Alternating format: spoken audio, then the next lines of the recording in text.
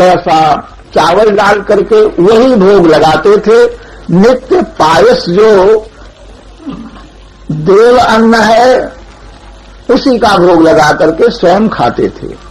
शेष मधुकरी के अन्न से भगवान का भोग आश्रमवासियों को सबको प्रसाद मिलता।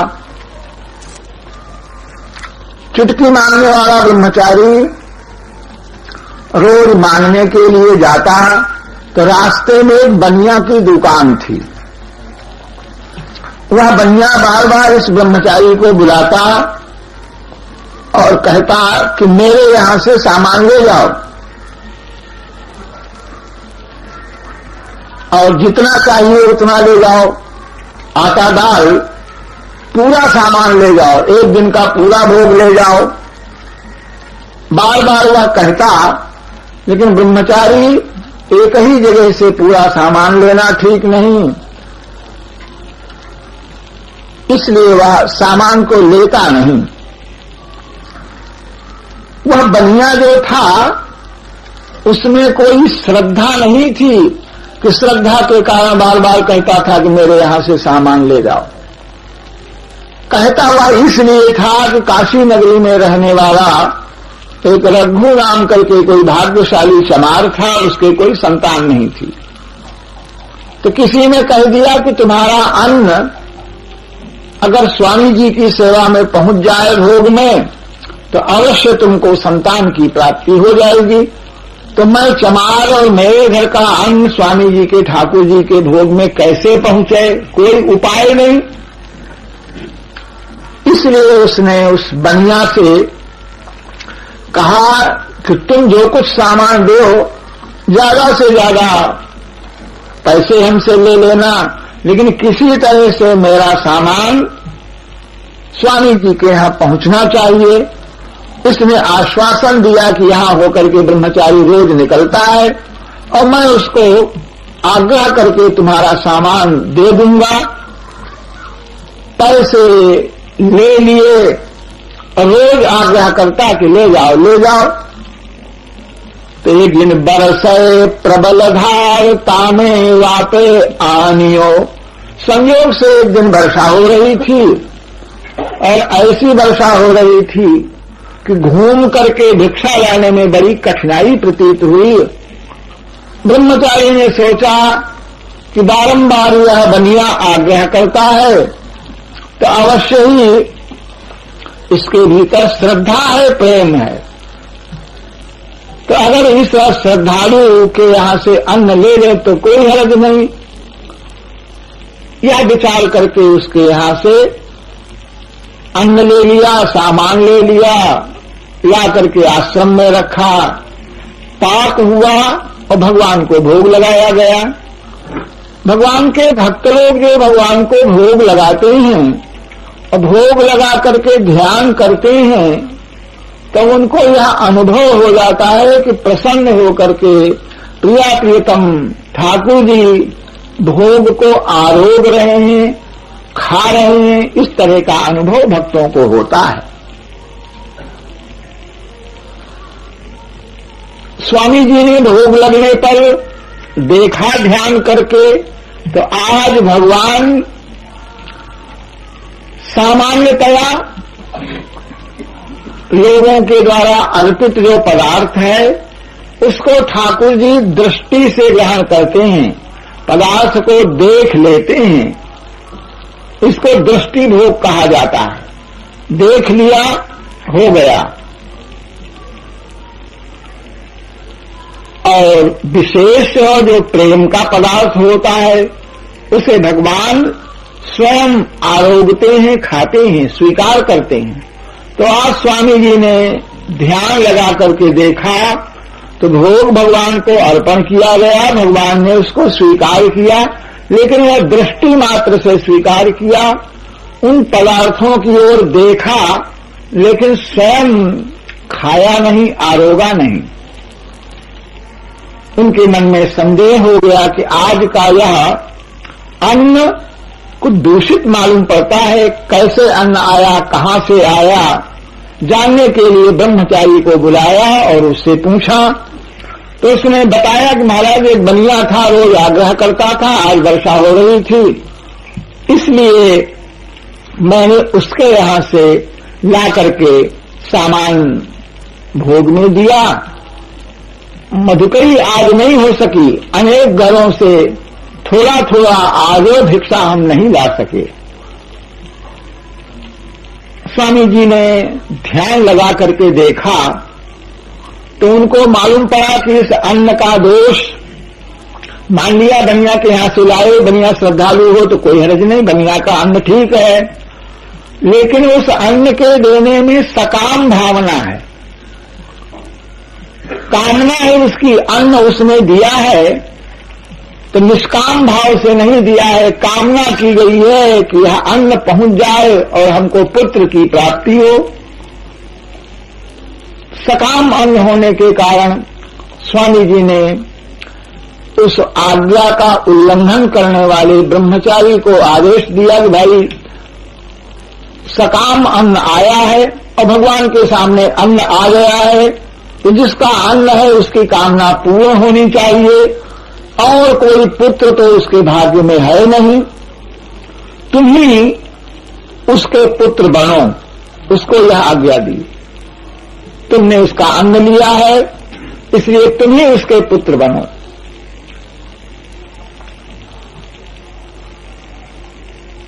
अब गुरु महाराज की यह आज्ञा थी, इसे शाप कहा जा सकता है और इसे वरदान कहा जा सकता है।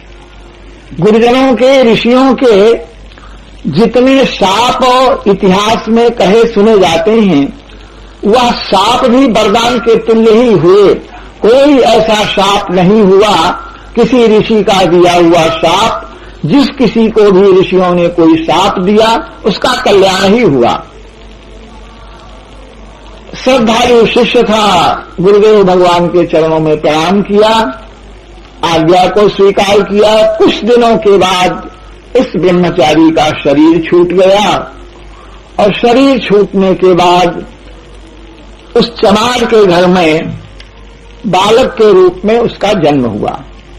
लेकिन जो लोग भगवान की सेवा करते हैं, सेवा में जिनको प्रेम रहता है, बुद्धि जिनकी शुद्ध रहती है, उनको पूर्व जन्म की याद बनी रहती है। इस ब्रह्मचारी को भी पूर्व जन्म की याद थी। आचार्य भगवान के समीप उनके चरणों में उनकी सेवा करते थे, उनकी आज्ञा का हमने उल्लंघन किया, इसलिए हमको यहां जन्म लेना पड़ा। और यह चमार का कुल है, चमार का घर है। जन्म लेते समय, जन्म जब हो गया तो ये बात याद थी। इस बात को याद करके उस बालक ने माता का दूध नहीं पिया। दूध पीने की क्या करे, माता उठाती तो उस बालक को माता का स्पर्श भी अच्छा नहीं लगता।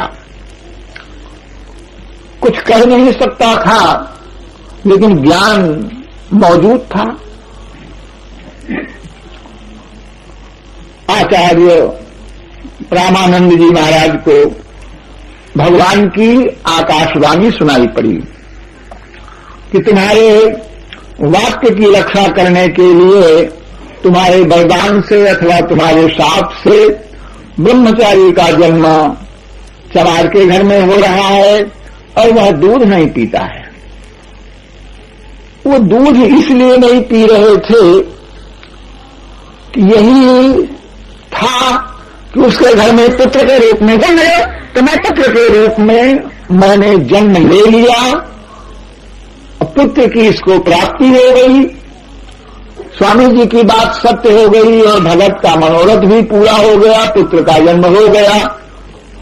अब यहां जब दूध नहीं पिएंगे तो थोड़े समय में यह शरीर छूट जाएगा। बिना दूध पिए खाए पिए कितने दिन जिंदा रहेंगे। जल्दी से इस शरीर को छोड़ करके पुनः किसी पवित्र शरीर को ग्रहण करके गुरु महाराज की सेवा में पहुंच जाएंगे।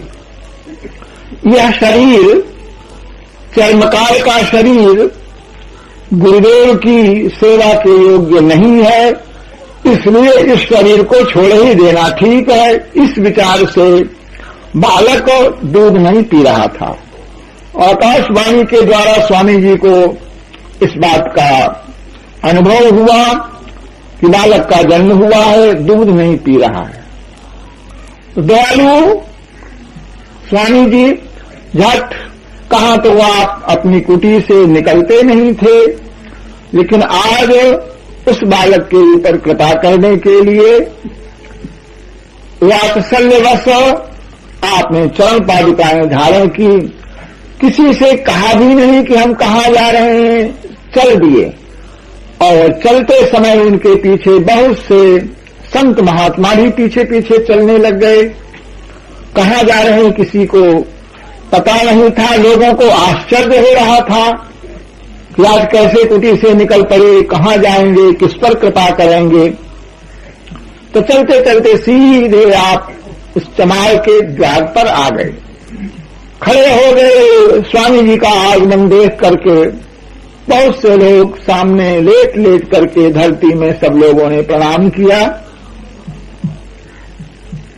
और दुख इस बात का था उस गृहस्थ को कि बालक का जन्म हुआ है, लेकिन बालक दूध नहीं पीता, इस बात का दुख था। स्वामी जी ने सबको आज्ञा दिया कि देखो ऐसा करो, गाय का गोबर गंगा जल ला करके आंगन में चौका लगा दो और गंगा जल में स्नान करा करके लिपी हुई भूमि में बालक को रख दो। और जितने लोग घर के हैं सब घर से बाहर हो जाएं, घर के भीतर कोई नहीं रहे। और मैं उस बालक को ठीक कर दूंगा, बालक जिंदा रहेगा और दूध पिएगा। ऐसा ही किया गया। और स्वामी जी ने जाकर के दर्शन दिया। बालक ने स्वामी जी का दर्शन किया, उनकी कृपा का अनुभव किया। स्वामी जी ने उसी समय और मंत्र दिया, कान में मंत्र दिया, नवजात शिशु, आप अभी जन्म ही इसका हुआ है, 1 दिन की भी 2 दिन की भी आयु नहीं भरी है। जिस दिन जन्म हुआ है उसी दिन स्वामी जी ने राम मंत्र की दीक्षा दे करके तुलसी और तिलक सब कुछ देने के बाद आदेश दिया कि माता का जो दूध होता है वह अशुद्ध नहीं होता है, वह तो वात्सल्यमय दूध होता है। इसलिए तुम माता के दूध का पान करो और इस शरीर से तुम भगवान का भजन करोगे, भक्ति करोगे, तुम्हारी भक्ति जो है वह पूर्ण हो जाएगी। अनेक जन्मों से जो करते आए साधना उसमें पूर्णता नहीं हुई, लेकिन इस शरीर से अवश्य तुम्हारी भक्ति पूरी हो जाएगी, भगवान का अनुग्रह तुम्हारे ऊपर होगा। इस तरह आशीर्वाद दे करके शिष्य बना करके स्वामी जी अपने चले आए। सब लोगों को मालूम हो गया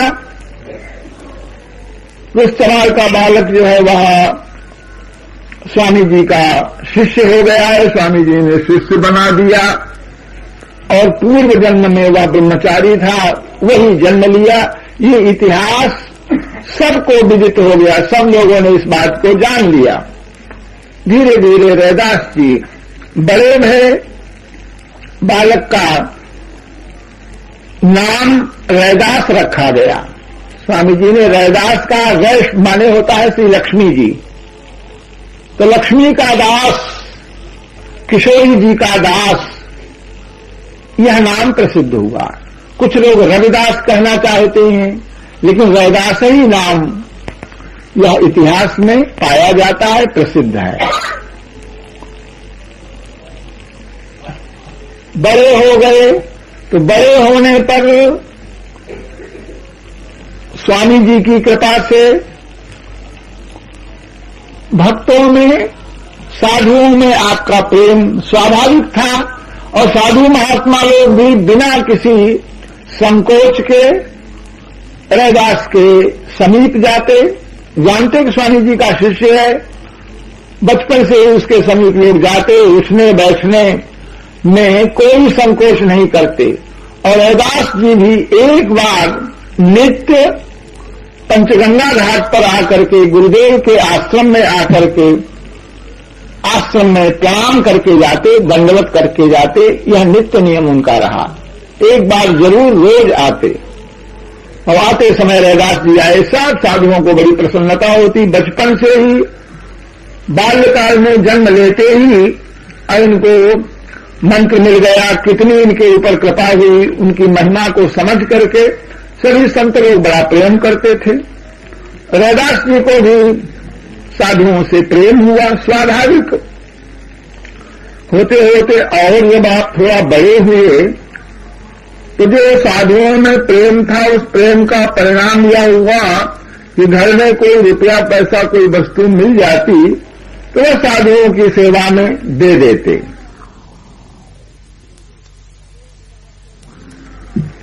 जो कुछ आपको दे देते और मौका लगा करके वस्तु कोई पैसा अगर चुरा करके भी मिल जाता, बिना पिताजी से माताजी से पूछे भी कोई धन मिल जाता तो महात्माओं को देने में आपको संकोच नहीं होता। इस तरह सेवा कर देते।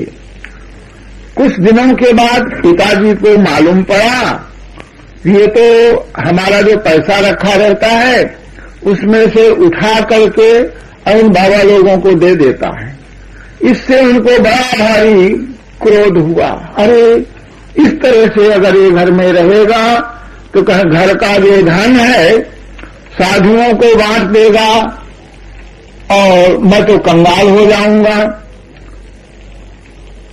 जब पुत्र नहीं था, पुत्र हमको प्राप्त हो यह अभिलाषा थी और आज पुत्र के प्राप्त हो जाने पर और यह दिखाई पड़ा यह लड़का कमा करके तो मालूम पड़ता खिलावेगा नहीं, उल्टे हमारे घर का धन भी और इन बाबा लोगों को खिला देगा, बांट देगा।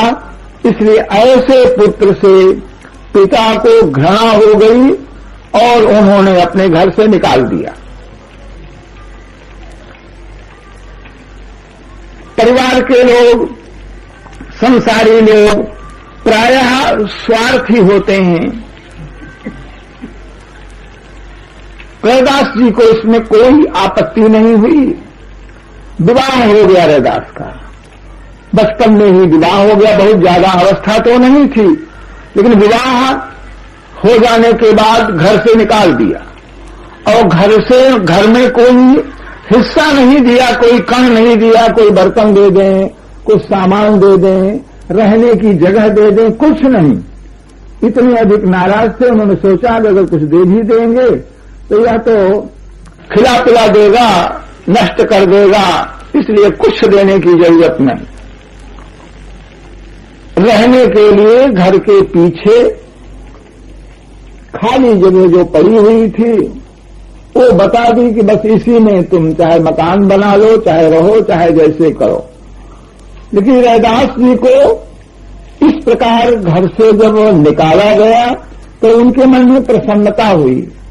कारण कि घर में रहते थे तो संत महात्माओं को आने जाने में फिर भी संकोच होता था और घर से अलग जब रहेंगे तो चाहे जब कोई मेरे पास आवे, चाहे जाए, कोई बैठे उठे, अब किसी से कोई संकोच नहीं है और पिताजी को कोई आपत्ति भी नहीं होनी चाहिए। अब इसलिए रैदास एक नीम का पेड़ था,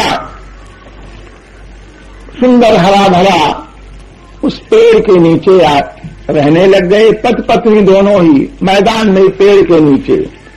इसके बाद एक छोटी सी कुटी आपने बनाई। उस कुटी में केवल ठाकुर जी की सेवा और अग्निशाला धुनी उसमें लगा करके रखी और कोई आगंतुक संत अगर आ जाए तो धुनी पर बैठे, कुटी के भीतर बैठे, लेकिन स्वयं आप चौड़े मैदान में ही रहे। जाड़ा पड़ता, जाड़ा सहते, गर्मी सहते, वर्षा में भीग भी जाते। इस तरह से बड़ी भारी कठोर तपस्या आपने अपने शरीर पर सहन की। अब स्वधर्मे निधनम श्रेयः गीता का वाक्य है। अपने धर्म का पालन करने में कल्याण होता है। परमात्मा ने हमारे शरीर को जिस कुल में, जिस आश्रम वर्ण में रखा है, दिया है जन्म, तो उस वर्ण के धर्म का पालन करने में कल्याण है। ऐसा मान करके आपने जूते बनाना आरंभ किया। साधु महात्माओं को बना करके जूता पहनाते, खाल ले आते, खाल ला करके जूते बनाते, जूते बेच लेते, संतों को पहना देते, फटे पुराने जूतों की मरम्मत भी कर देते।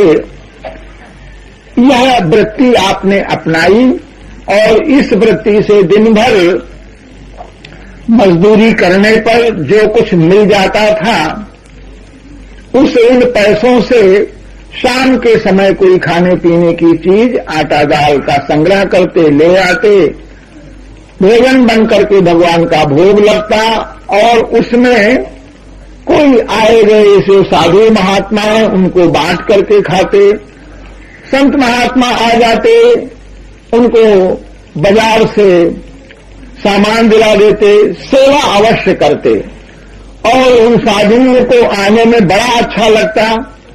रघुदास जी के पास आने में सब लोगों को बड़ी प्रसन्नता होती, क्योंकि रामानंद जी के शिष्य हैं। इस प्रकार रघुदास जी की तपस्या और रघुदास जी की संत सेवा चलने लग गई। बहुत दिनों तक यह संत सेवा और चलती रह गई। चलते चलते साधु महात्माओं का आना जाना बना ही रहता था और सेवा का कभी कभी तो ऐसा भी होता था कि वो पैसे आए, किसी संत महात्माओं को दे दिया, उनको भोजन करा दिया और स्वयं भूखे ही रह गए, खाया ही नहीं। ऐसा भी होता था बीच बीच में। कष्ट सह करके भी, भूखे रह करके भी अतिथि की, आगंतुक की सेवा करते थे। इसमें उनको प्रसन्नता भी रहती थी। भगवान ने एक लीला किया। एक दिन एक साधु के रूप से रघुदास के यहां स्वयं ठाकुर जी आए। अब साधु को आया देख करके भगवान ही साधु रूप से आए। रघुदास के यहां तो उन महात्माओं को देख करके कोई भी संत आते थे तो संत के आगमन पर रघुदास जी को प्रसन्नता होती थी। आगमन के स्वागत में उनका एक पद प्रसिद्ध है। उसके एकाध चरण ये है कि मेरे घर आया राजा राम जी का प्यारा, अथवा राजा राम जी का प्यार। साधु नहीं आया, भगवान का जो प्रेम है वह मूर्तिमान होकर के प्रेम ही मेरे घर में आ गया। आगमन पर क्या करें तो करो दंडवत चरण पखारो, प्रणाम करके चरणों का प्रक्षालन करते और तन मन धन संतन परिवारों, अपना सर्वस्व न्यौछावर कर देते। आंगन भवन भयो अति पावन, अनुभव करते कि संत महात्माओं के आने से हमारा घर, हमारा आंगन पवित्र हो गया। क्योंकि वे भगवान के भक्त घर में बैठ करके हरिजन बैठे हरिजस गामन, भगवान के भक्त आंगन में बैठ करके, घर में बैठ करके भगवान के नाम का कीर्तन करते हैं, भगवान के गुणों का वर्णन करते हैं। इसलिए घर पवित्र हो गया, हम पवित्र हो गए। हरिजन बैठे हरिजस गामन, कहें कथा अरु अर्थ विचारें, आप उतरें और अन्न को तारें। वे भक्तजन भगवान की कथा का वर्णन करते, एक एक शास्त्र के वाक्य को, ऋषि के वाक्य को कह करके उसके अर्थ का विस्तार करते, रहस्य का उद्घाटन करते। अर्थ पर विचार करने में भगवान के गुणों की महिमा, रूप की महिमा का सम्यक बोध होता। इस कथा कहने में और व्याख्या करने में आप उतरें और उनको उतारें, उसमें लीन हो जाते। भगवान के चरित्रों में अंतःकरण मन बुद्धि उनका सबका लीन हो जाता और स्वयं इस माधुर्य के साथ भगवान की कथा का वर्णन होता कि सुनने वाले भी उसमें लीन हो जाते। लीन हो जाने पर ये महात्मा स्वयं तो तर ही जाते, भगवान के चरित्र कह करके दूसरों को भी ताड़ देते। तो कहें हरिदास, कहें रैदास, मिले हरिदासा और जन्म जन्म की पूरी आशा। भगवान के भक्तों के मिल जाने पर जन्म जन्मांतर की जो आशा थी वह पूरी हो गई। तात्पर्य कि भक्त मिलन सम सुख जग नाही, संत के मिलन से बढ़कर के दूसरा कोई सुख नहीं है, यह अनुभव करके संत का स्वागत करते, संतों में जो है वह प्रेम करते। महात्मा के रूप में भगवान ही आज पधारे। स्वागत सत्कार करने के बाद आपने भोजन के लिए आमंत्रित किया कि महाराज आप क्या खाओगे, आप अपने भगवान का क्या भोग लगाओगे, आप स्वयं अपने आप बना लो, बाजार से सामान ला दो, दिला दो, अथवा बना बनाया कोई सामान, मिठाई हलवाई के यहां मिलती है, आप ले आओ, पैसे मैं देता हूं। प्रार्थना की तो भगवान थे। भगवान ने कहा कि देखो अब हम बनाने बनाने का झंझट तो हम करते नहीं हैं और तुम्हारे यहां तो भोग लगता ही होगा, तो जो कुछ तुम्हारे यहां भगवान का भोग लगता होगा स्वयं तुम जो भोजन करते होगे। बोले हाँ महाराज, भोग तो लगता ही है, स्वयं भोजन करते हैं, लेकिन हमारे घर में तो ये भक्तिन जो है यही बनाती है। तो कहा ठीक है, भक्तिन बनाती है तो उसी में हम भी प्रसाद लेंगे, क्या आपत्ति है। अरे महाराज हम तो चमार हैं, शायद आपको मालूम न हो, तो देखो चमार के यहां आप खाएंगे, दूसरे कोई साधु जानेंगे तो आपको पंगत में नहीं बैठने देंगे, आपका बहिष्कार करेंगे, इसलिए आप मेरे यहां खाओ, ये उचित नहीं है, आप स्वयं बना लो। भगवान में ठाकुर जी थे वो तो उन्होंने कहा कि देखो रैदास जी, हमको इस बात की कोई चिंता नहीं, लोग हमारा बहिष्कार करेंगे, तिरस्कार करेंगे, कुछ भी हो, हम तो आज आप ही के भगवान का प्रसाद जो है उसी को लेंगे। तो क्या भगवान को भोग लगे, तो ठाकुर जी ने कहीं पाने की इच्छा की। अन्नकूट का भोग लगता है तब उसमें वल्लभ कुल में एक पद गाते हैं तो कहते हैं कहीं गोपाल दूसरा मांगी। तमाम पदार्थ थे लेकिन उन पदार्थों को छोड़ करके ठाकुर जी ने, गिरिराज महाराज ने कढ़ी को दोबारा मांगा, कढ़ी लाओ कढ़ी लाओ ऐसा कहा।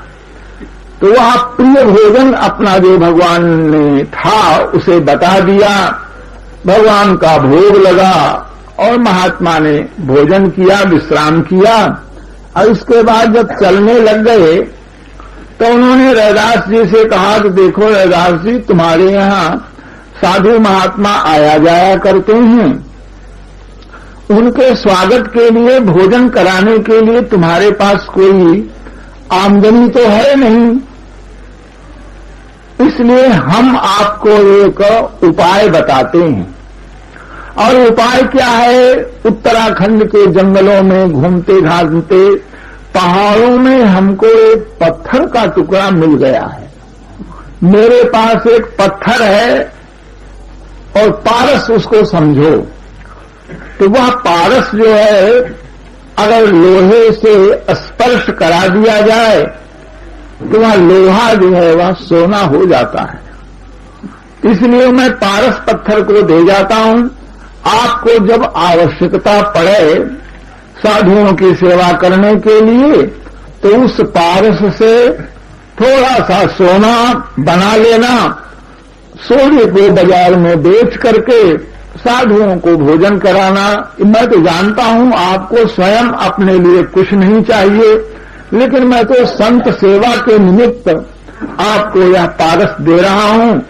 पारस झोली से निकाल करके दिखाया और दिखाते दिखाते चमड़ा काटने की जो रापी, उस रापी में स्पर्श करा दिया, छुआ दिया। रापी जब सोने की हो गई। रैदास जी ने अपने मन में विचारा और भगवान से बोले कि महाराज, अब इस सोने की रापी से तो खाल कटेगी नहीं, आपने एक रापी का नुकसान किया, अब हमको दूसरी खरीद करके लानी पड़ेगी।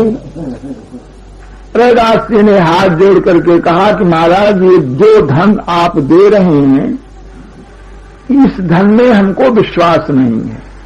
मेरे धन राम नाम, हमारा तो भगवान का जो नाम है वही धन हमारे पास है, और मजदूरी करने से जो मिल जाए उसी में